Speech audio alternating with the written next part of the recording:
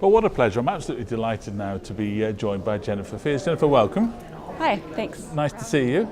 Now we're talking about the competitive sport, and we're talking about the pros and cons of coaching in competitive sport. Tell us a little bit about your research and where you come from on this. Well, my research is looking at youth sports specifically. Usually the ages of my participants were between 12 and 18. And I looked at competitive junior tennis. That's a world I grew up in, so I knew it well.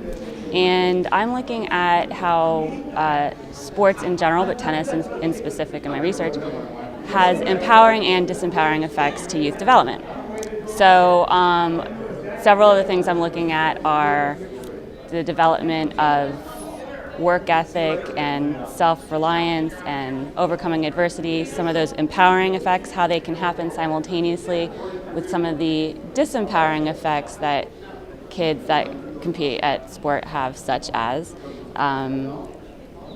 overuse injury at a young age, emotional abuse if coached by coaches who take the who prioritize the player over the person,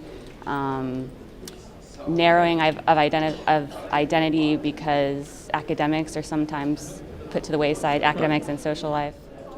But a lot of the positive things that you talk about are very positive. Yep. And the things that we would all like to see in people of all ages, young and old. So what's the trick here? How do we concentrate, as you said, on the person as a whole to bring those out? That's a very good question.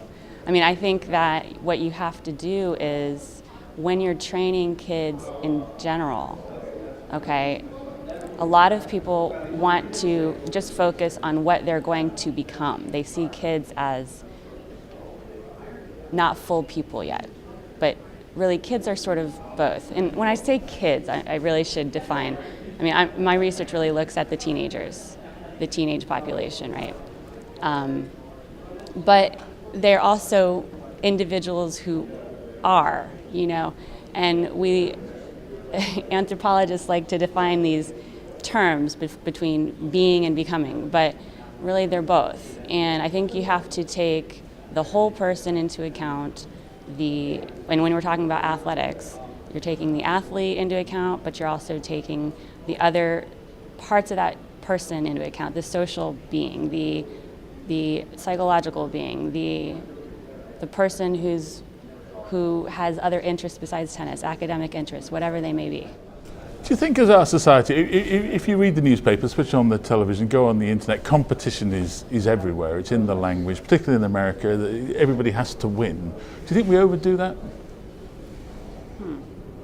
Well, I think it's not so much about overdoing. I mean, it's a great question. I think what we do is we focus on that above all else. I mean, sports in general are winning at all costs. I mean, we see it in the media all the time. We see the doping scandals. We see the Rutgers basketball coach comes to mind abusing his players, and that was all over YouTube, and that became a major media scandal. We see amazing amounts of money being invested into sports, coaches getting fired if they lose. So it's all about a winning and a losing. But I think what we have to do is, winning is great. We got to focus on winning, but we have to also focus on the long-term sustainability of winning. You have to be able to win and have well-being at the same time. And I think as a society, that's sort of important as well. I mean, it's not just all about making money or making society progress as far as it can go and as fast as it can go. We have to also take care of people who